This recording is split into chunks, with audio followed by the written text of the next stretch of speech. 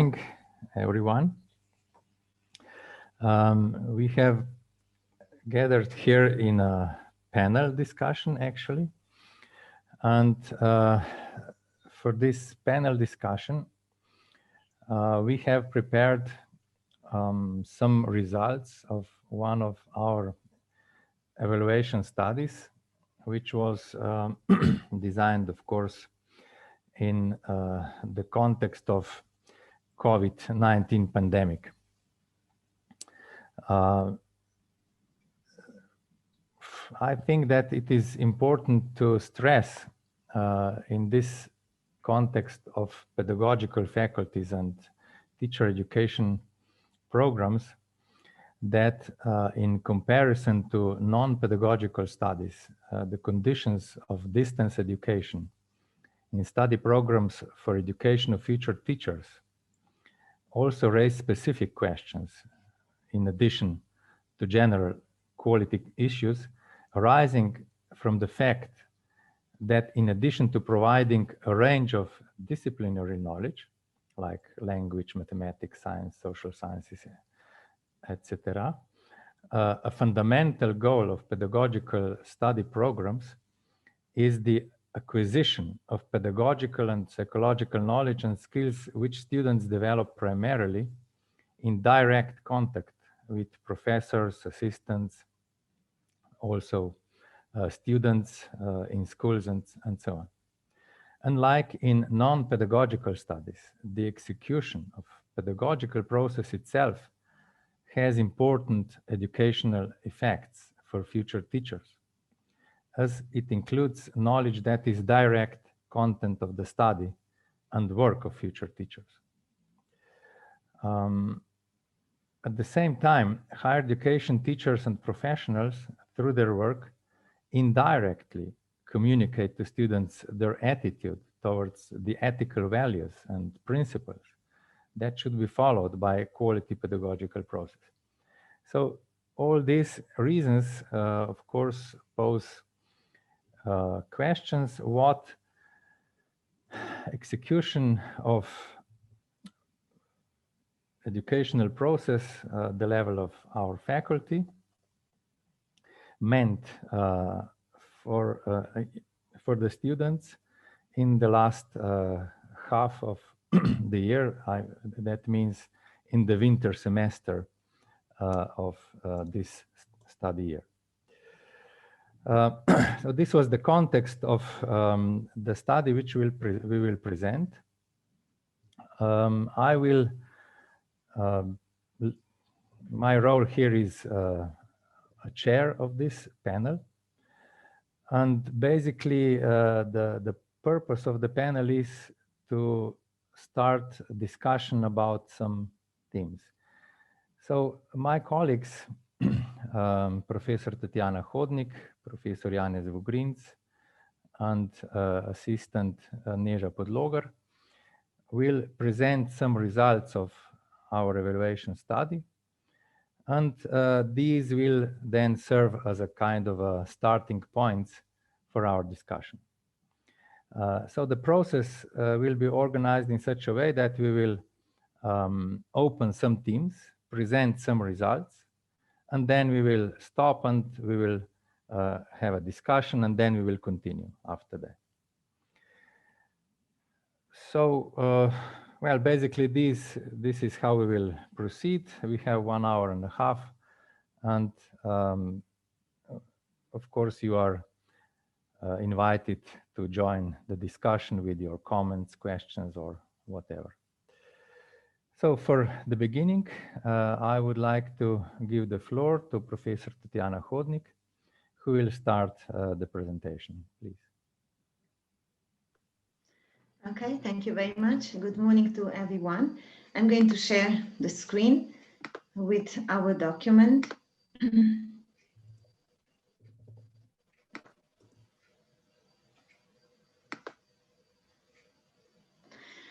Okay, so as already mentioned, quality and ethical dilemmas in the education of future teachers under the condition of distance education. This is the title of our topic, of our research. And I would like to start with explaining or defining our research questions, the topics we wanted to cover by our research. Firstly, we wanted to see what are students' opinion about execution of distance teaching. So contact hours with students. Here we were also interested in teaching methods they use, teaching forms they use. Especially we were interested in breakout rooms. I think this is the option which Zoom offers for maybe to have more dynamic teaching approach. Then we had independent study of students. We covered here many different areas. This is very broad area of our research. Let's say it's about acquisition of knowledge, studying from home, presenting own products, availability of technical means, residing during pandemic, quality of conditions, and student work. Then third, assessment of knowledge. We were interested whether they had oral written exams about teacher, how they, professionals, how they approach to assessment of knowledge. And then the last is about academic community, discussion and direct contacts, reflection on one's behaviors, thought processes, and in interactions with others, acquisition of social skills, informal socializing. So these are the topics we are covering with our research. So if we look at the sample, so the sample included 656 students from our faculty of education, and I think it's not uncommon that we have 467 female students and only 31 male students. And the average grade of the students in the previous academic year is quite high, is 8.48. So if we look at the students by years, study years, so we see that we have the most students from the first year, first level, and that we have students from first and second level. And maybe additional year, just to explain, is something which we are not going to consider in our presentation of the results, but it's about the students who do some like bridging courses to enter our second level studies. If we look at our study programs and how the students are divided, so we have most of the students from primary teacher education, and then you can see the numbers here, and we are not going to consider in our interpretation of results art pedagogy, due to the fact that they have many like video studio lesson studio work at the faculty and cognitive science, due to the fact that we had only 6 students. So if I come to the first area of our results, it's about execution of distance teaching. As already mentioned, we are going to speak here about execution of contact hours and teaching forms and teaching methods.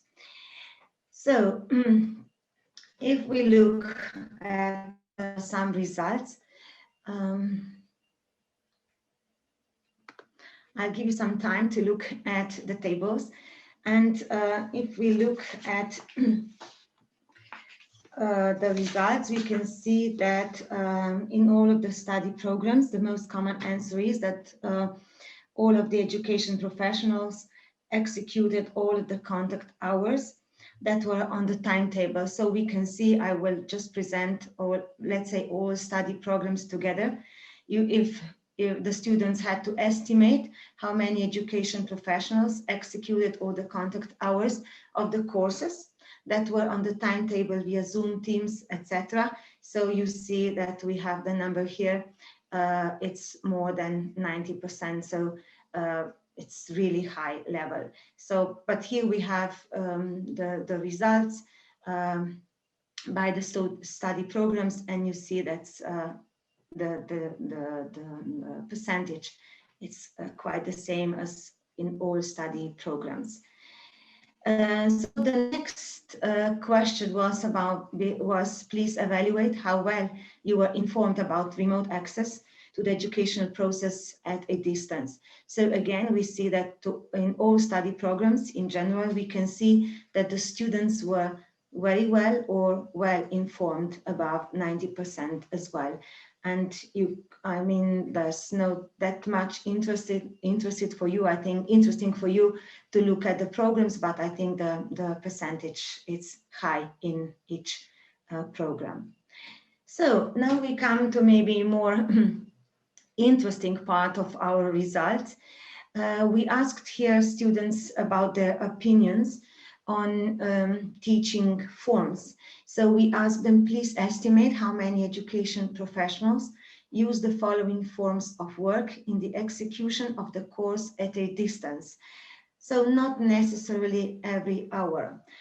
And if I go from statement to statement, and if we look at some results, so we can see that educational professional lectured the content. So you see the results here, it's more than 90% of students agree or totally agree. So the majority or all of the professionals.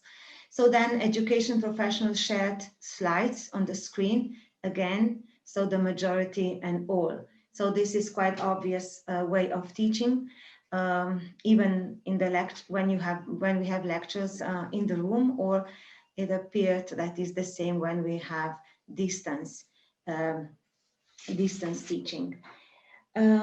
So then let us look at these results. Work in groups, so it's about breakout rooms, and the education professionals also included videos, films, etc. in the distance education. So we hear that the results are divided among the minority, about half, and the majority, as well as here work in groups. So we see that we don't have extreme situations, but we have the results divided in these three parts: majority, minority, about half, and majority. So then we can look at another forms. For example, during the lecture, the education professional constantly created a board image. So you can use whiteboard. So you see that none and the minority, this was in this side, as well as for that form. The education professional also offered students the possibility of writing on the whiteboard while the course was being executed. So we say it's around 90% here. So they were not given the opportunity to write on the whiteboard during the lecture. The education professional used surveys. So this post application within Zoom and Teams. So it's not, so we can see that none and the minority, it's more than 70%. And for example, the education professional used software application. Here it's quite high, that none of them and the minority. And the education professional recorded and published recordings of lectures, exercises in an online classroom. Not many of them did that. So, but we have to mention here that, of course, what teaching form you use, it's dependent on the subject you teach. I mean, let's say in some courses, let's say 2 subject teachers, when they have like mathematics, physics, or biology, chemistry, maybe there are some forms which are more, let's say, appropriate in comparison to other courses, let's say social pedagogy or primary teacher education, etc. So there are the results interesting, and we can see that that this lecturing and sharing slides on the screen here is prevail. So if we look, so we also ask students if they were involved in group work And so when you can see that the result for yes, it's very high, it's 91%, nearly 92% of students responded that they were involved in breakout rooms. Maybe it's, yes, why we ask that, because I think it's quite interesting. It's a way of maybe provide for students a bit more dynamic situation while distance teaching. And then Q7, we asked students to evaluate their agreement with the statements before regarding teaching. So I think we have here some statements. If we look again where those were at those where students agree or strongly agree, so education professionals adapted their work methods well to the condition of distance teaching. So we see that the proportion of students who agree and strongly agree, it's high, more than 80%. And that's very interesting on that one, that I had the impression that the education professionals simplified the content too much when executing courses at a distance. And the students strongly disagree and disagree close to 90%. I think that's very good result to my opinion. So then the lack of computer skills of the education professionals hindered the fluency of the educational process, and the students here strongly disagree. So meaning that our professionals have good, I would say, have good computer skills. And then maybe the sixth one, during distance learning, the education professional assigned us more independent work. Yes, students agree or strongly agree. I think we heard also from the students that they were maybe occupied too much with the work. I think, we heard some of the complaints. And the last one, during distance learning, the education professional assigned us more independent study of literature. Again, the most of the students agree or strongly agree about that. So I think that, of course, that distance teaching and learning, some professionals, I think, used also for that the students had to do some additional, probably independent work, and also to study of literature to be prepared maybe for the lessons. But we have here quite high proportion of students who disagree that they had more independent study of the literature. So I will stop here, and I will give the word to my colleague Neža Podlogar. Thank you, Tatjana. Good morning also from my side. I will share my screen now, just a second. There we go. So in my part, I will also focus on distance learning characteristics, but more towards the inclusion in discussions at a distance.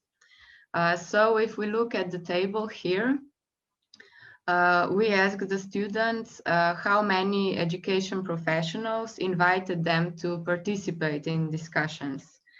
And if we look at the table, the first thing I would say that we notice is that none of the students selected the option none. So the majority of students said that all or the majority of education professionals invited them to participate in discussions at a distance with their questions, comments, and so on. And we can also see that there are no big differences between the study programs here below in white color. And then if we go on, oops, sorry.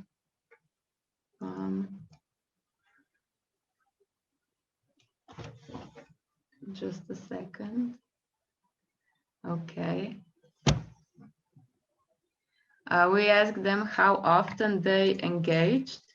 in discussions during distance learning. And here we can see that there are also very similar numbers between study programs. Most of the students said that seldom, so rarely, they engaged in discussions during distance learning. Some of them more often, some of them always, but these numbers are pretty much very lower than the rarely ones. Then we also asked about the reasons why they participated in discussions. So what motivated them to speak up, to ask questions, to comment on the lecture. And here in the table, you can see what motivated them the most, which is on top, and the reasons why they graded the lowest are at the bottom. So we can see that the content of the course encourages them to participate in discussions. Also, the activity of other students encourages students to participate more. That material is clear and is not clear and requires additional questions. And the lowest average was that the fact that the education professional calls them by their name. So this was graded lowest by the students. And then on the other hand, we also looked at what deterred them from engaging. So what are the reasons the students did not engage in discussions? And here is the table with all the items. So the scale was from 1 to 4, and the students had to select the option if it was true for them or not. And the items are also ranked from highest to lowest.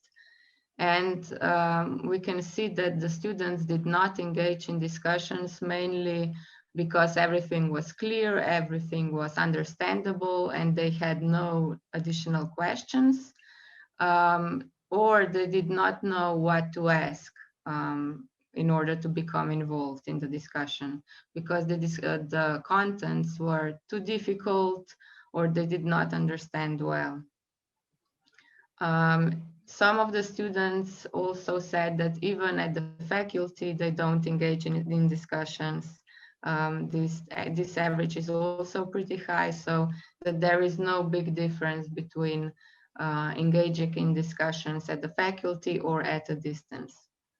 There were also answers that there were too many students in the course, so there was no opportunity for everyone to become involved in the discussions.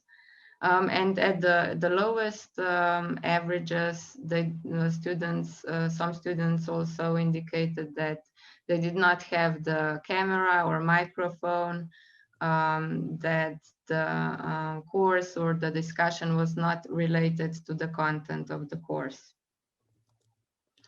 And then we also focused on specific item, which is even in the execution of the course at the faculty, I do not usually ask questions or become involved in discussions. And here in the table, we can see the results divided by the cycle and year of the study. So keep in mind, this was a 4-point scale, so from 1 to 4. And these are the average numbers per years. So we can see that the second year in the second cycle has the lowest mean, and the first year in the first cycle has the highest average. But we must keep in mind that in the first year students, they did not actually have the experience of study at the faculty. So it was hard for them to compare this item, but in general, we can see that in the second cycle studies, these averages are a bit lower.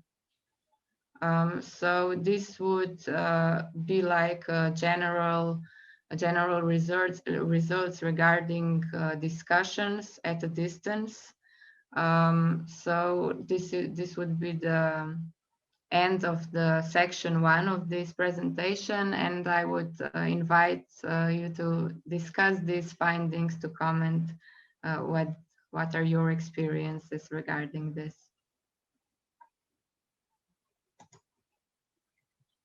Thank you, Neža. Now, as you have heard, the floor is yours for the participants to maybe comment something from your own experience at your work, or to ask some questions if you would like to. Please.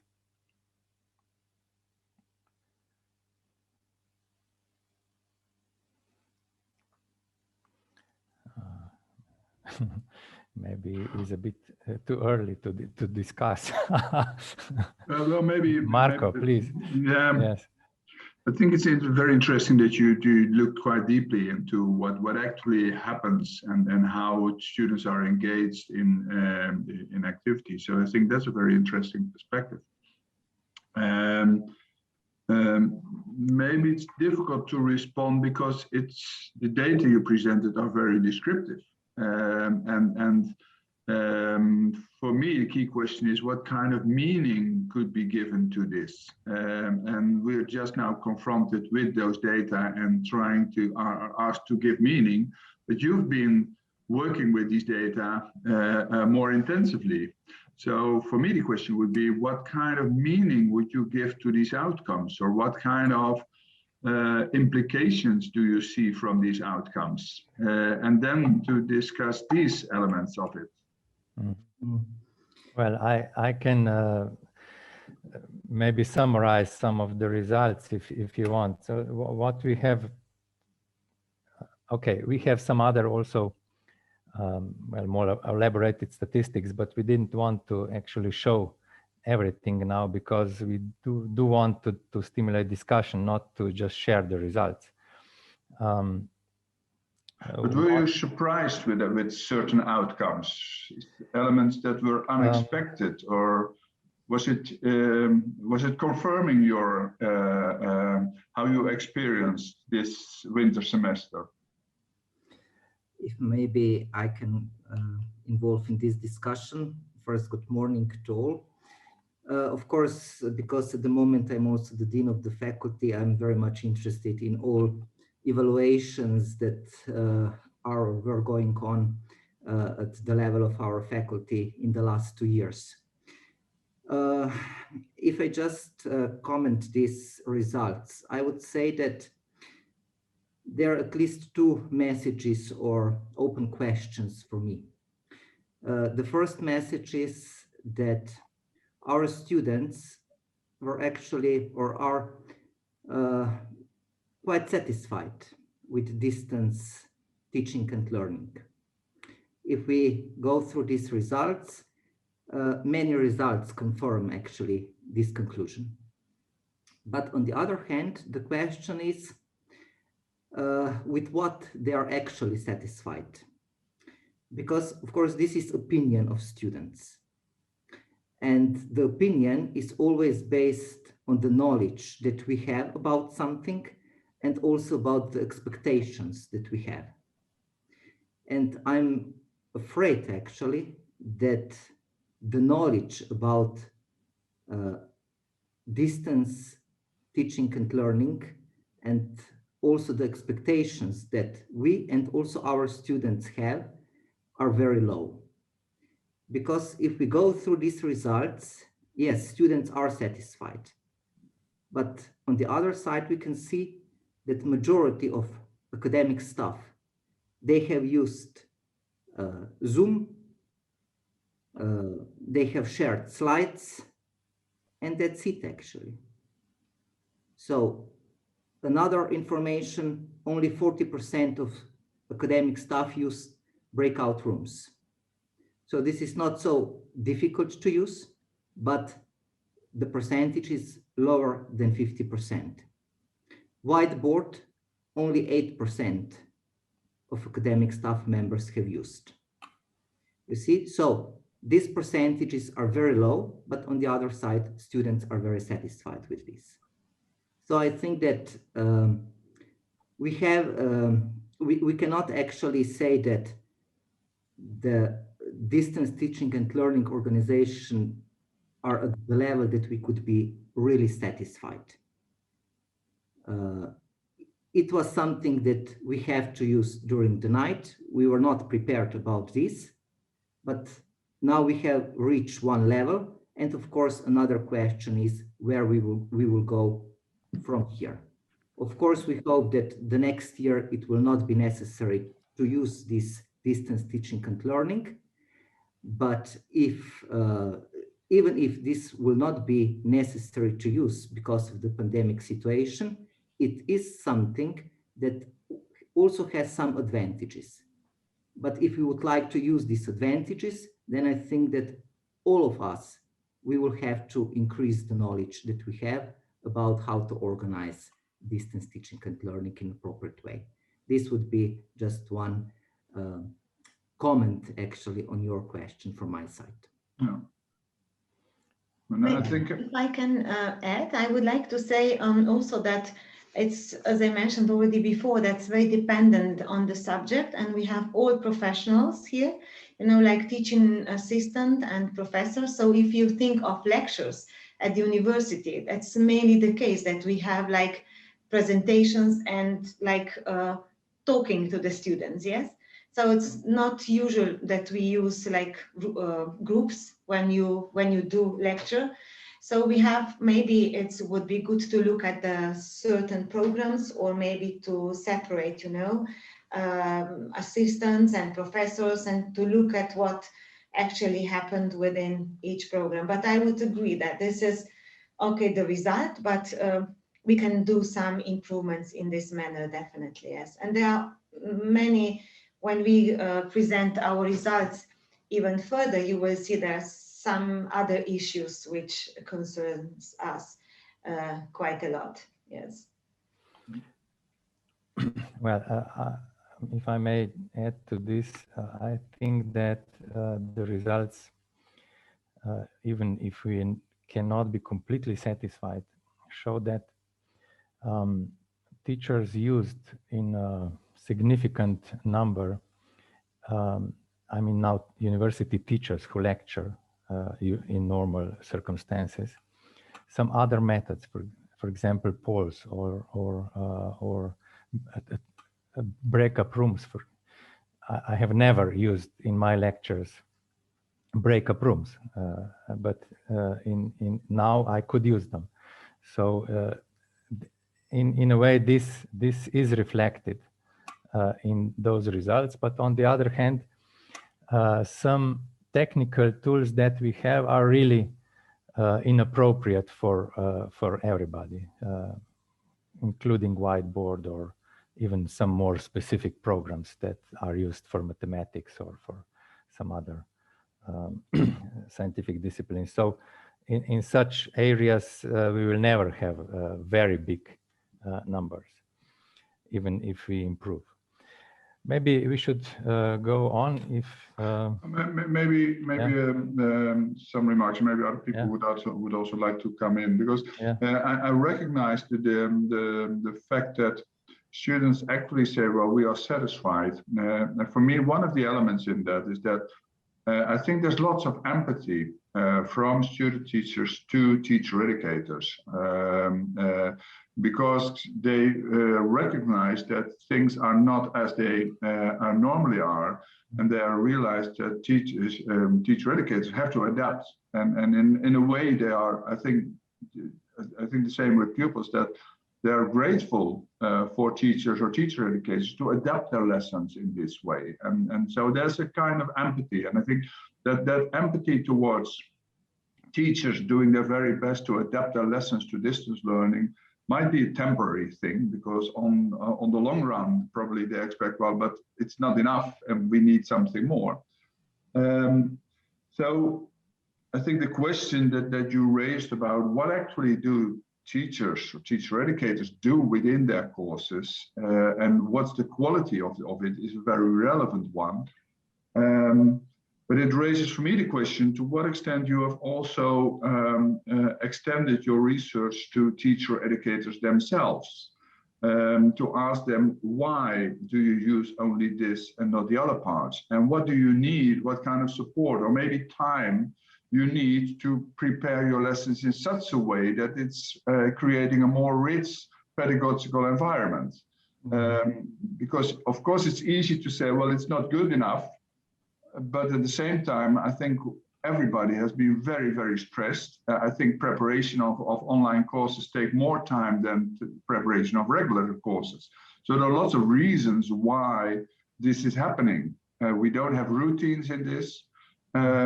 So I think a more important question is, what kind of support can we give to you to make your educational designs more rich? Yeah, of course, I completely agree with this. Actually, it is important to emphasize that these results are from this study year and not from the previous one. Because in March last year, of course, the results would be even worse than these are. Last year, we just wanted to survive the semester, actually. But somehow we have expected that this study year will be very problematic one. And I have to mention that at the level of the university, from last March till the beginning of the next study year, we had made some changes actually, or yes, some changes, some training programs also for academic staff were organized. And what is maybe even more important is that we have established at the level of the university a center for digital learning and teaching and so on. So one center for the whole university.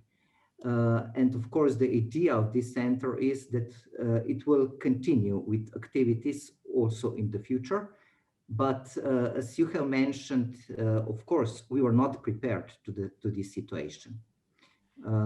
So I think that these results are important because these are views of the students, but of course it's not enough. And if we would like really to do something in the future in this direction to increase the quality of distance teaching and learning, we also need what you have said before, the opinion of academic staff and especially information where they need support to increase the quality of their work. Yes. Okay, maybe. Mojca Jurišević has raised. I didn't see.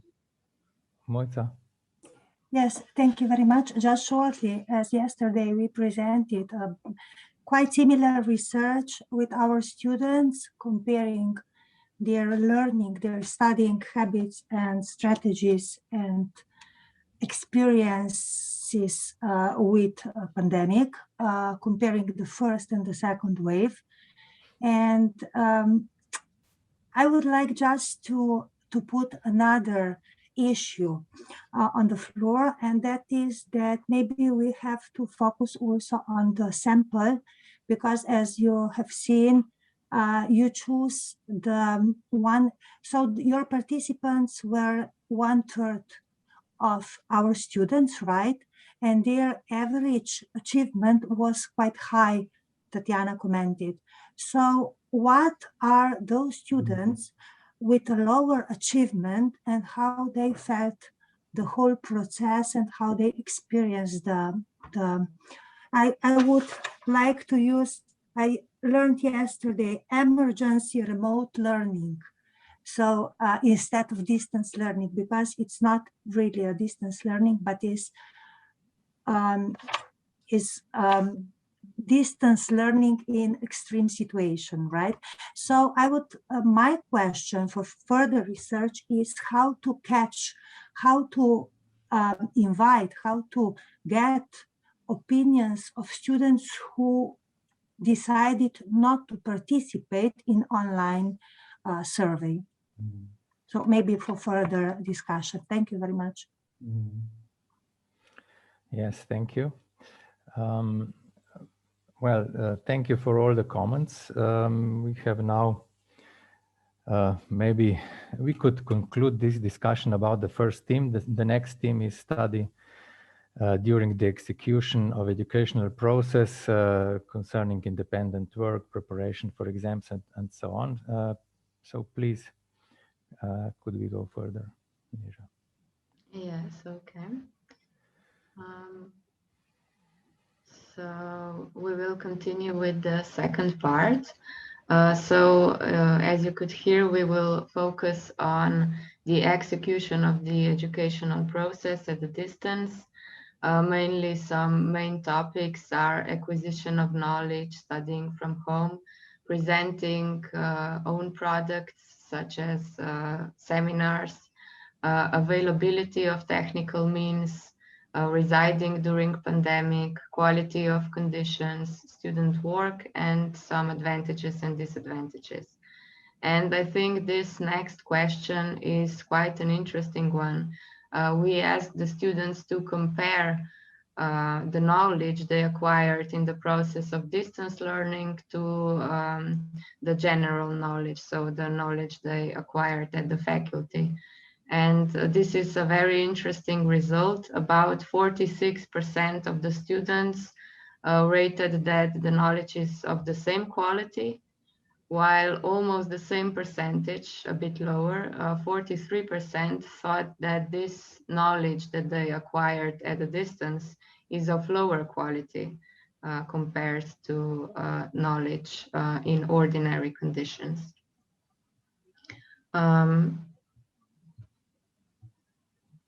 And if we go on, these are some statements that students assessed on a 4-point scale. And in the darker colors are positive statements, while white colored are negative statements. And we kind of group them into like a general index of conditions of distance learning. And in general, I would say that the circumstances of distance learning encouraged students to study, or at least that's how they reported it. And if we take a look at more details here, they most strongly agreed that the home environment suits them very well. That they could use the time slots between the lectures more efficiently when studying at a distance compared to at the faculty. And they also agreed that the home environment encourages them to engage with other things that are not related to the studies, which is of course not that good. So if we take a look at the second part of the table, which this was the same 4-point scale. This is a very interesting one, the first one, number 9, sorry. In the future, I would like part of the study to be carried out at a distance as well. And as we can see, like 37% of the students actually strongly agreed with that statement. So they would actually like at least a part of the study to be carried out at a distance.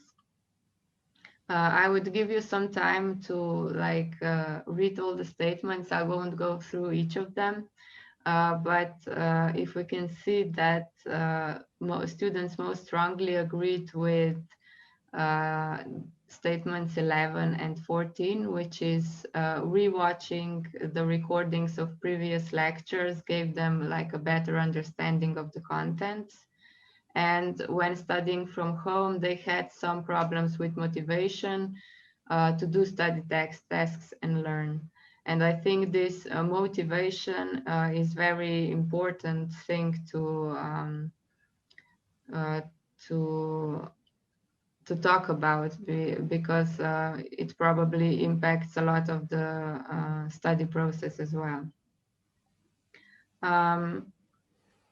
So if we go further on to the next question, here they evaluated their own products that they presented at a distance. And we can see that the majority of students agree that when they prepared the presentation at a distance, they focused even more on activities that would encourage the listeners to participate. And they were bothered by not seeing the listeners and their responses, as in they had their cameras turned off. And they also missed interaction and discussion with other students and education professionals. Most of the students also reported that they prefer to present their own products at the faculty. And if we look at the other side, so what statements students did not agree to or did the least agree to, we can see that for the preparation of products, the education professionals expected them to have knowledge in the field of information technology, for which they had not been trained. So students did not actually agree to that statement. This was not a problem for them. And here is the second part of the table. This was also a 4-point Likert scale, and the items in darker color are we then group them into the index stress in distance learning when presenting their own products. And this stress index is shown in this table. The higher the score, the higher the average, the higher the stress the students reported. The average stress of all the students is around 2.4, which means that most students estimated that they experienced at least some amount of stress while studying at a distance.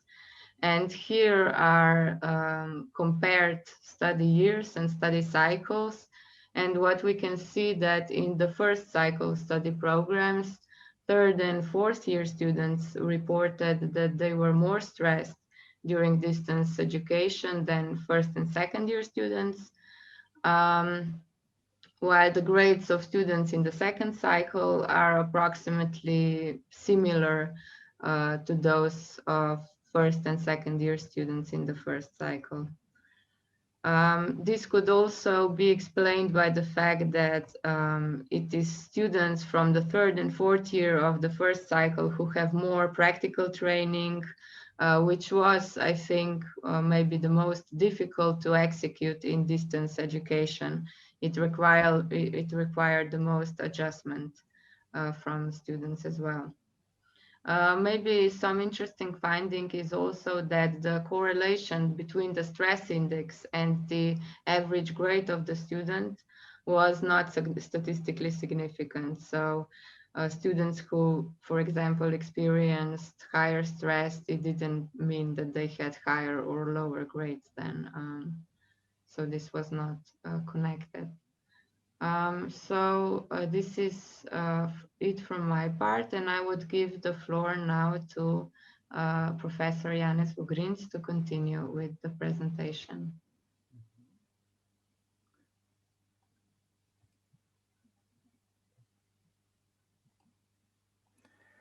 Thank you, Neža. Okay. So on the quality of distance teaching and learning is, of course, connected also with the technical conditions that students have. And if we look only this answer, the percentage of students that have all the time computer, you can see that this percentage is 83.2%. Okay, if we compute also the majority of the time, we are almost at the 100%. But the camera and microphone, the percentage is already lower. Only 70% of students and 72% answer that they have all the time camera and microphone. Probably the most problematic is this answer. the percentage of students who have good internet connection all the time. Only 19%, 58% the majority of the time, but we also have students who actually have problems half of the time with the internet connection. And of course, this answer, the percentage of students who have an appropriate environment is only 37% who have answered all the time, 40% the majority of the time. So if we think that almost 1 year were students all the time at the home, and they don't think that they have appropriate environment at home, this is of course quite problematic information. Access to the study literature, here I have to say that this result is probably the most unexpected, at least for me, because I cannot say that we had some rules at the faculty level, but of course we gave some guidelines, I would say, how to organize distance teaching and learning. And one of these guidelines, of course, was that we have to be careful about the literature that we will give to the students, because also the libraries were majority of the time closed. And of course, we have a lot of possibility to find the literature that it is open accessible, so, or that we put the literature, for example, in the Moodle or something like that. But only 16% of the students have answered that they had access to the study literature all the time.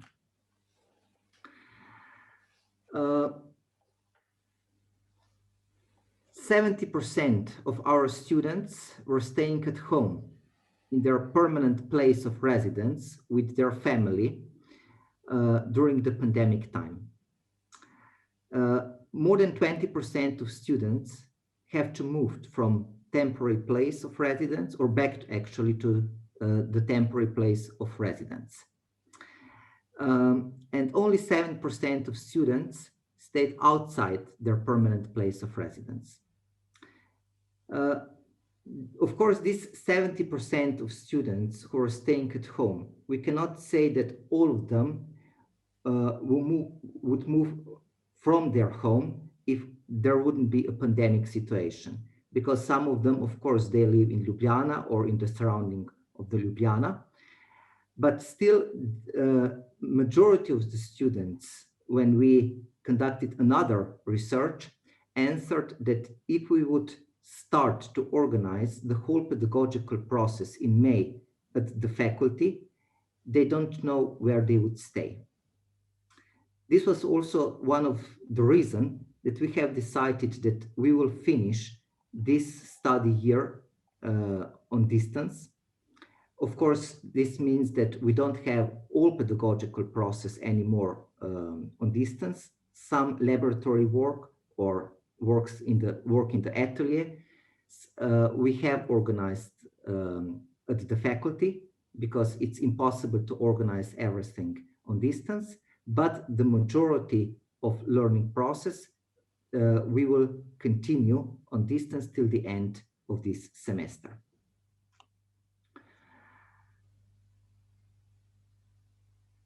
Almost half of the students have answered that they have the same conditions for studying during the pandemic compared to the time before it.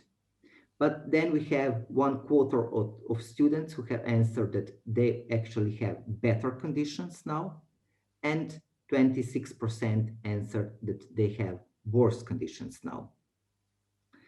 Of course, majority of students also take student work. And we were interested about the percentage of students who undertake student work during the pandemic time. And this percentage is approximately 1/3, 31%. They have undertaken student work during the pandemic time, and 69% of students, they didn't undertake student work during the pandemic. And this statement is also very important for us, for planning of our future work. We are interested in students' opinion about advantages and disadvantages of distance learning. And actually 44% of students agree that distance learning has more advantages than disadvantages, and 41% of students actually they disagree with the statement that distance learning has more advantages than disadvantages. So of course, during the pandemic time, actually we had a lot of, or we have, because we still have this pandemic situation now in Slovenia, but we had a lot of problems, how to organize study work. We were actually very afraid what will happen with the knowledge, with standards of knowledge of our students. But actually the results are quite surprising for us, because 44% of students agree that distance learning has more advantages than disadvantages. Probably this is of course connected with time that they have to spend with traveling from hometown to the faculty. It is easier if they have, of course, appropriate environment at home to study and to organize their time. But I hope that, well, also students will see advantages if they have a study program organized at the faculty level. Yes, I think that this is the part of one section. Yes. Yeah, this is the end of this section, and we could now have a discussion about the results, maybe. If you could put down the presentation. As you remember, the first question in this part was about the knowledge compared to studying at the faculty. The knowledge I required in the process of distant learning is, and 43% answered lower quality. At the same time, the same quality was quite high, 46.6%, and we should add also maybe 10% of higher quality, which means that if we add both the same quality and higher quality, we come to more than 55%. But of course, this is the question: what were the reasons actually for such? What is behind that? So I just wanted to remind you that we have a lot of issues here. If you noted something, please now share your opinions or questions.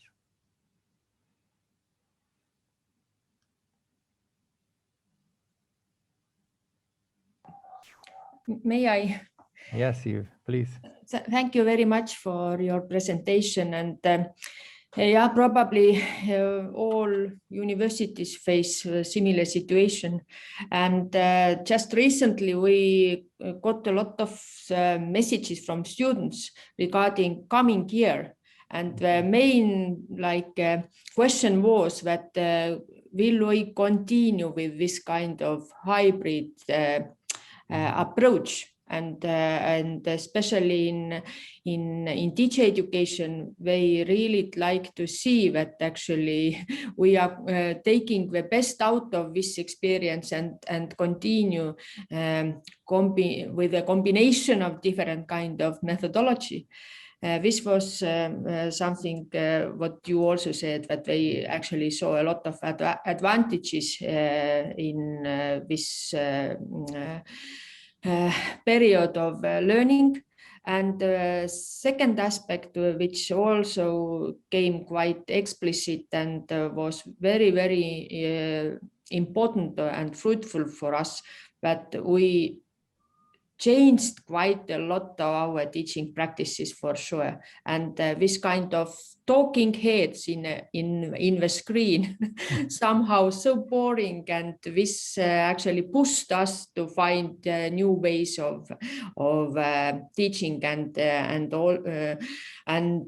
involving much more students into learning process. So this was so powerful experience actually. If you see just your face talking on the screen, you actually realize that this is not a student-friendly learning approach.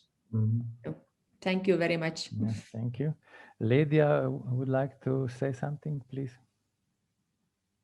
You have to unmute yourself, please. First of all, I would like to thank the colleagues for a very well thought presentation. And I would like to add something from my experience. We are doing the same research in our Faculty of Education in University of Durrës in Albania. And we find another approach. We used mixed methods. That means in same time, we use qualitative data, at the same time, quantitative data. That means from qualitative data, we find some spectacular findings that we didn't expect, in fact. For example, we find that some hours of lecture were completely different because the lecture forced students to stay with camera on and microphone on. Some of them declare that lectures say that it's not ethic, that they are with camera on and speak all time, and students are not in the same level. Those are some findings that impressed us so much and have directly implication in practicum. That means in our practice every day, we will influence by those findings because we find that it's not only the poor quality of internet connection, but is the motivation of the students to put on or off the camera. It is not only the wireless connection and stuff like that. More important finding is that, in fact, for a long time, lectures in our institution suggest to our students to be careful and to take measures to have each one their own laptop. It is something that is connected with economy, but sometimes it's not, because their smartphones are extremely expensive compared to laptops that are cheaper, but the quality of study having a laptop compared to having a very good smartphone, it's completely different. And there, in the start of the year, they reflect on this push that all the staff have done on them. And several of them have their own laptop, and they have a very, how to say, completely another experience on online teaching. Sometimes we are, how to say, we are worried too much about ethics and some stuff that we don't, it is not good to push the students or to suggest so much a way compared to another, but it is, in fact, because we saw by the data of the research, qualitative one, that in the case the lecture pushed them, they changed their way of doing everyday work and everyday lecture and everything and so on. We are human beings, first of all, and we should be very, how to say, to feel free to speak with students very openly we will talk with our children and to just suggest them the best way of doing things. In our university, we don't have such very good equipment during the lecture hour. So we find that it is probably better in some circumstances online teaching than classroom teaching, because if they have some presentation, we have possibility to see their presentation in the screen. That is not always possible in our environment in our university. And we find that maybe in the future, because of this research that we have done, we have to use some hybrid lectures because our students use very efficiently the time, and they spare a lot of money because they have not to travel, they have not to rent environment for living during the year. So it is a very, very nice solution if we create them the opportunity to have hybrid lectures. Thank you so much for sharing with us such very, very worthy data, and where we compare situation. We live in different circumstances. For example, in Albania, the COVID situation, it was not so hard. We stay all time open in the economic aspect. That means everything is working. We have only one lockdown and not another one, but schools, not university were closed, and schools were open all the time. So we live in different conditions, in fact, but we have a lot of similarity. And to compare, for example, with Slovenia, we have a big difference in economic aspect, but we have similarity in way that we think, I think. So sharing and comparing data, it will be great.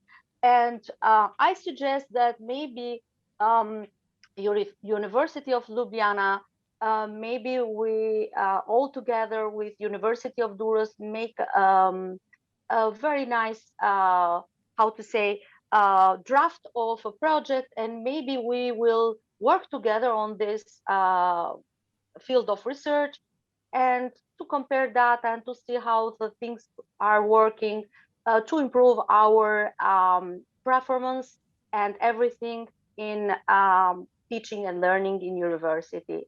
Thank you so much for this possibility. Thank you, Lydia. Also, our dean is listening, so okay, thank you. Proposals. But before going further, I would like to give the floor also to 3 other discutants. The first was Hannah, the second Sina, and then Paul. Thank you very much, and thank you to the presenters. And I have a small observation and a question, and it's linked, I think, to what Lydia was saying. It really struck me, I mean, that that last slide with the direct question about are there more advantages than disadvantages, I think was really struck me, because we're asking lots of intricate questions about this very complex landscape, and then just to directly say, think about it, you know, how to sum it up. I thought that was very striking, and it really made me think that how important it is to have this reflection over a long period of time. A lot of studies about the first months of the pandemic and the restrictions, and that's a quick and fast reaction. And now we've got we're essentially asking student teachers to really reflect over quite a lot of changes over time and how they see things in the future. We are asking them how they feel about it, and I just wondered, it struck me as it's rather thinking about ethics. That in itself it would be an ethical question as to how you, as faculties, how far you will take that. of course, I think you will take your students' opinion seriously, but I'm curious as to whether you've had a discussion already to think, well, this is something that we agree and we already think we want to change. But also, as I think Lydia might have been suggesting, that there are some things that you might feel that you want to say, well, students, in the future, we're doing it this way. You're just going to have to deal with it. You're going to have to prepare for this. We're not going back or doing it a way in which you perhaps felt more comfortable with in the past. And so that dealing or taking your students through that change in a way in which you think in your professional judgment is right for your faculty and right for the students, something that I'm quite curious about. So I wondered if you'd already discussed it. Thank you. Obviously, we didn't discuss. We could just have our own opinions. Maybe the dean will answer what he thinks. No, of course, we will have discussions. In my opinion, also in Slovenia, we have some faculties or higher institutions where actually they have distance teaching and learning all the time. But University of Ljubljana Faculty of Education is not one of these institutions. So we still believe that, especially for the Faculty of Education, it is important that we have this personal contact with students and also, of course, colleagues with each other. So we don't have idea to stay and to keep this distance teaching and learning, but there are some advantages. And I also believe that, for example, if maybe I start with the academic stuff, we will have some meetings, not all of them, but probably some meetings using Zoom or any other platform, because it is easier. And we know now that this is easier. But regarding the students, for example, at our faculty, we have some students from abroad, especially at the doctoral level. And I'm quite sure that for this group of students, we will organize some distance teaching and learning, because in the past, they had to come always in Slovenia. And when they were in Slovenia, they were maybe 3 times per year in Slovenia. And then they had not 8 hours, but 12 hours of lectures per day, because we wanted to use the time that they were in Slovenia. Of course, I still believe that they have to come to Slovenia, because we have the library here. We have many other equipments that they cannot use if they only stay at home. And they have to have the feeling what is meaning to study at the University of Ljubljana, and they cannot get this if they stay at home. But we can organize lectures regularly using distance teaching and learning. And for example, we also have some students who are professional sportsmen, or they are professionals at the field of music or things like that. In the past, I was not, I was not even possible to think how to organize lectures for them. No, now actually I don't see any problem regarding this. Of course, they will be at the faculty when they will be in Slovenia, but if they will have a competition somewhere else, we can still use some platforms or Moodle or something like that, that this will actually help them. So I still believe that distance teaching and learning is not something that we will continue permanently, but some advantages there are, and we have to think about these advantages, yes, and use them. Thank you. Yes, I would like, may I add something also? Yes, of course. Yes, I think we have to consider this question, I mean, this issue very carefully. I think we are not coming to the end of our all questions, but I would like to mention that the students, also said that they miss academic community, cooperation, so working together at the faculty. And also if you consider this stress index for presentation, their products at the faculty, so there are some issues in our research, which also shows a lot of disadvantages as well as students experienced during that pandemic or distance learning. So I think it's really very complicated, and we have to take it very seriously. Yeah, thank you. Sina is now on the order. Thank you so much for this really interesting presentation. I was just wondering, maybe we need to take this results also a step further and think about what does it tell us about the expectations of our students to their education, their higher education at universities?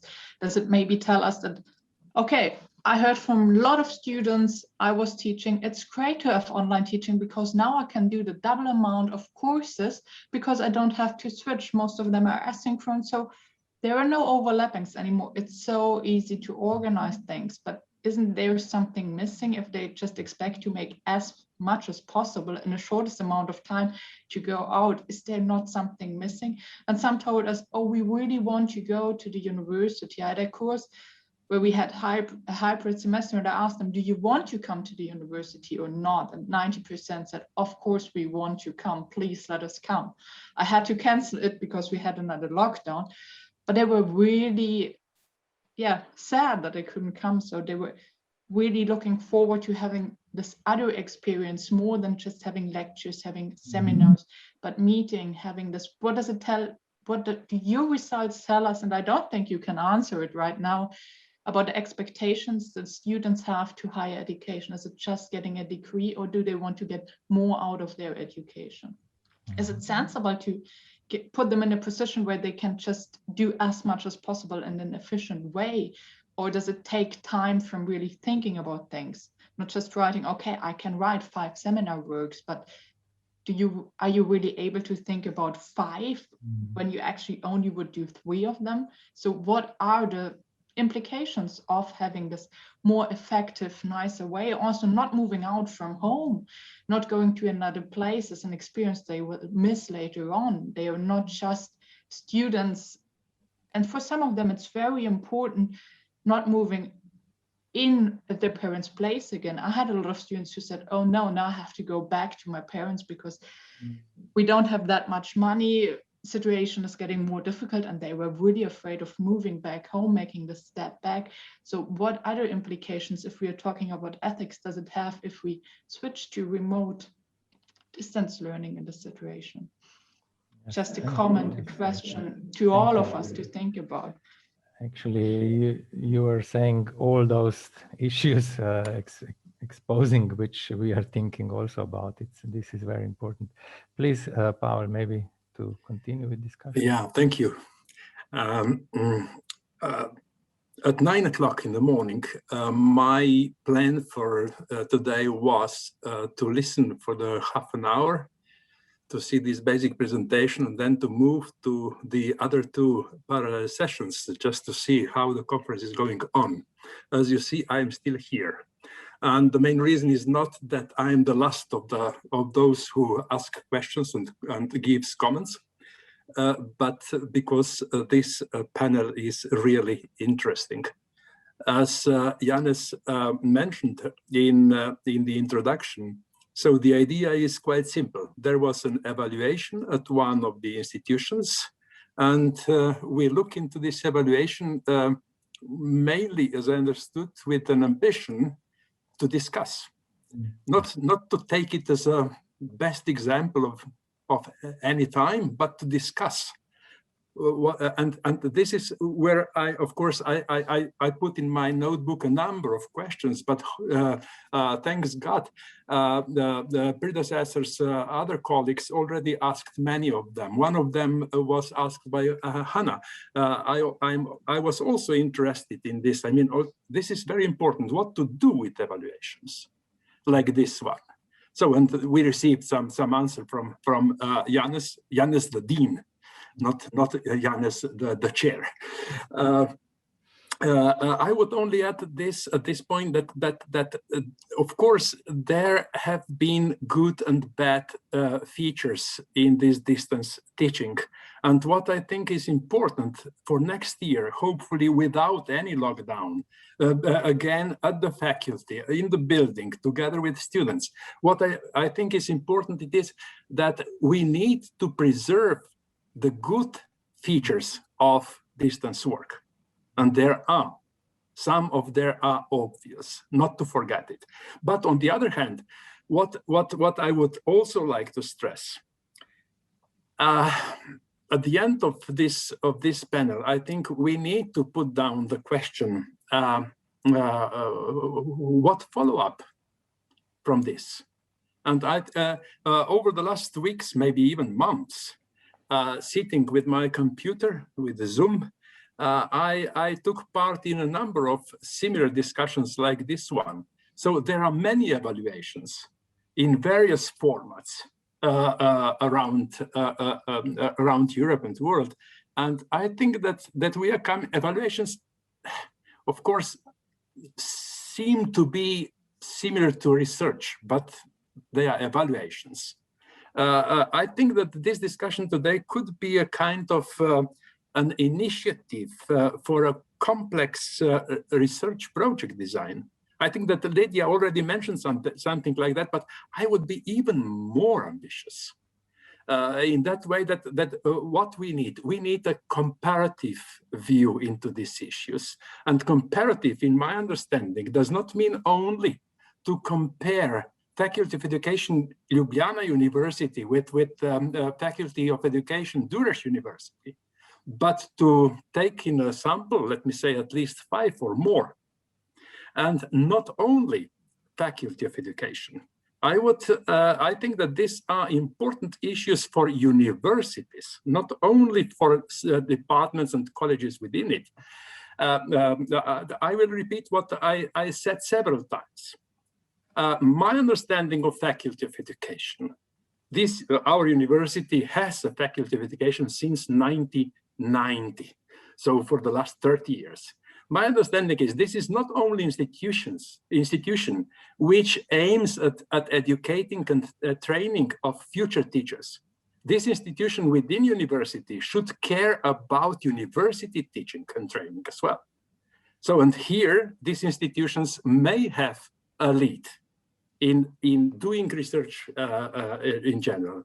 So comparative, not only national, but also European, not only educational sciences and teacher education, but all disciplines at university.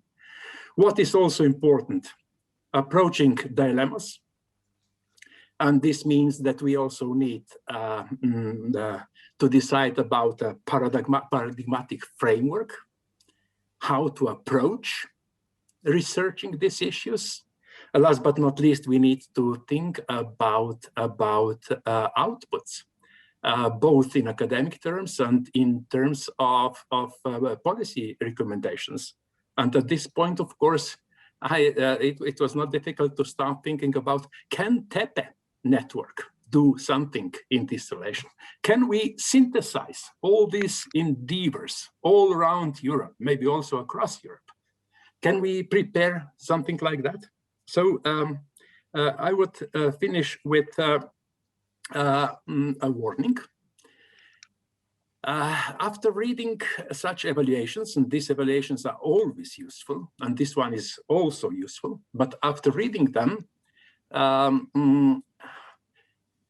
we come quite often in certain trouble, namely believing that results from evaluation are like one size fits all. Yeah, that we can make a general recommendation what to do now. I think that not one size fits all, and that we need to look into diversities, into differences.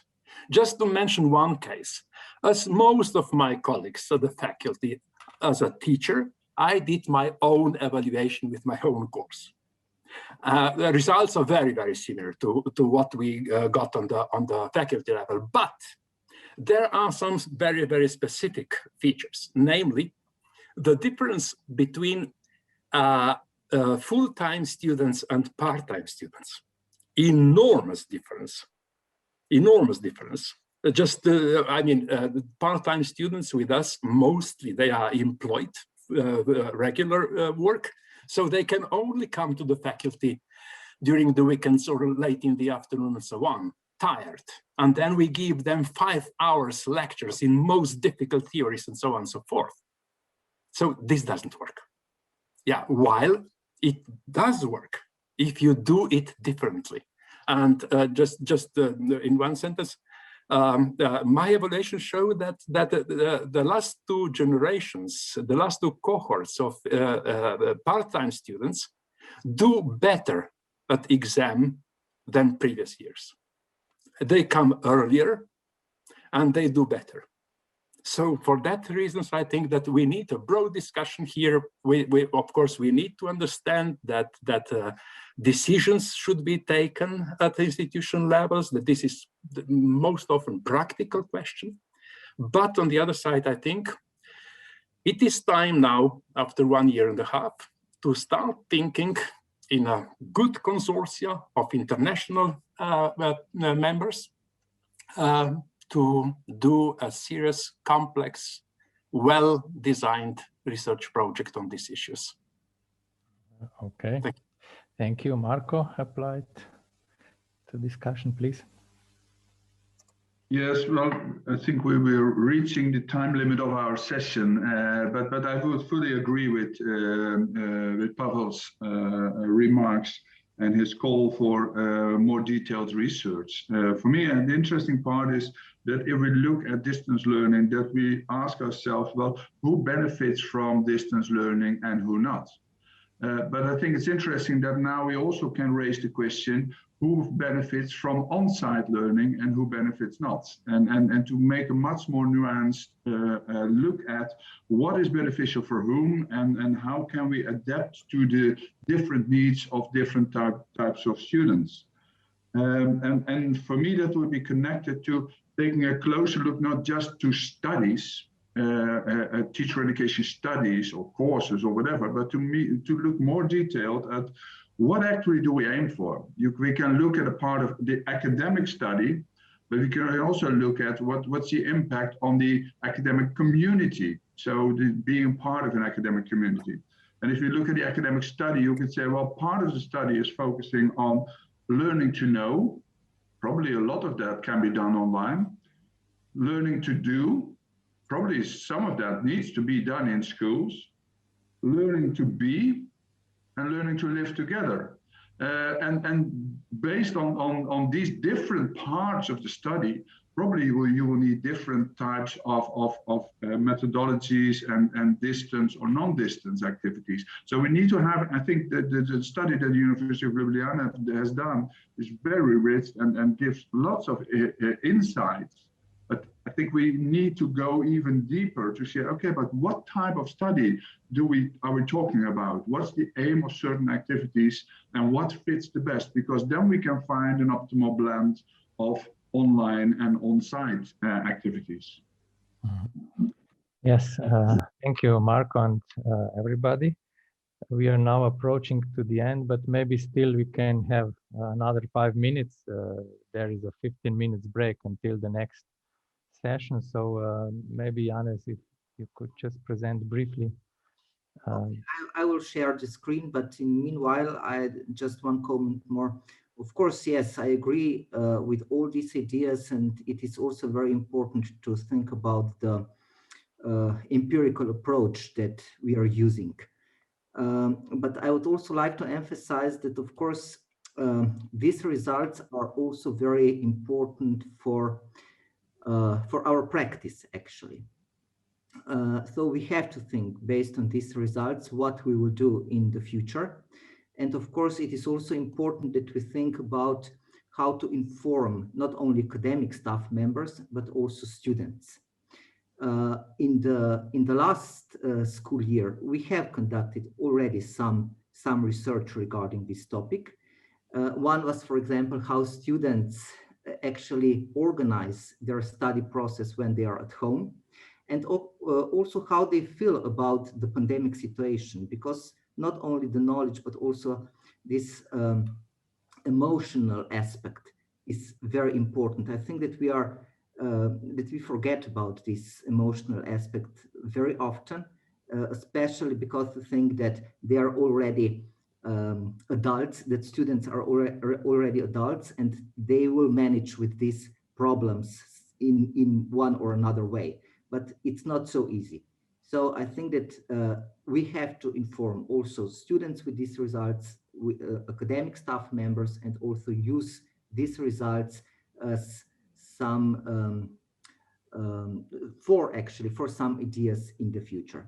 Now, maybe just very quickly one topic that we almost didn't mention today. This is, of course, assessment of knowledge. Also, assessment of knowledge is very, very important. And we have spent a lot of time actually discussing how to organize assessment of knowledge at the faculty level. And I would just like to give you this data. Okay. What is now wrong with this? I'm sorry, do you but we can see, it's okay. I don't know why this is not functioning. So the question actually was what kind of grades you received on average in exams conducted at a distance compared to exams not conducted at a distance. And you can see that 70% of students answered on average the same, 17% on average lower, and 13% higher. We were very concerned about objectivity of assessment, and we gave more items to the students, but I would just like to emphasize 3 items. The first one is connected with students' opinion, how teachers and assistants were able to detect and take into account differences in students' knowledge. And you can see that 56% of students answered that teachers and assistants were actually possible to detect and take into account differences in students' knowledge. Then about objectivity, and almost 80% of students agree that teachers were objective using assessment, distance assessment of knowledge. And the last item is connected with possible technical difficulties, actually how education professionals took into account possible technical difficulties. And 75% of students answered that or agree that academic professionals took into account possible technical difficulties. And the last part maybe. Yes, but could you just remove, or yeah. Well, now we don't have much time. Actually, we exceeded it, but I would simply like to show you the last slide, which we have prepared for today. It is just precisely about this academic community and the things that we were talking about. For example, if we look at this table based on your experience of distant learning, please evaluate your agreement with the following statement. They are ranked, as you can see. And for example, during distance learning, I missed informal socializing with students has the highest value. The second is the teaching profession requires the development of more knowledge and skills in direct interactions with others, which I missed in distant learning. And so on. So the third one is also, for example, during distance learning, I missed live study related cooperation with other students, talks, joint preparation of projects, seminars, etc. So without going in detail, these results also in this last team quite clearly show actually that students would like to come to the faculty and they are aware that the study in direct interactions gives some completely different knowledge and skills to them. So with this, if there is anything else to maybe comment on this, then I'm afraid that I have to close this session because of the time limits. Thank you very much to all those who came here and who joined the discussion also, and we will probably see each other in the next session. So thank you and goodbye for now.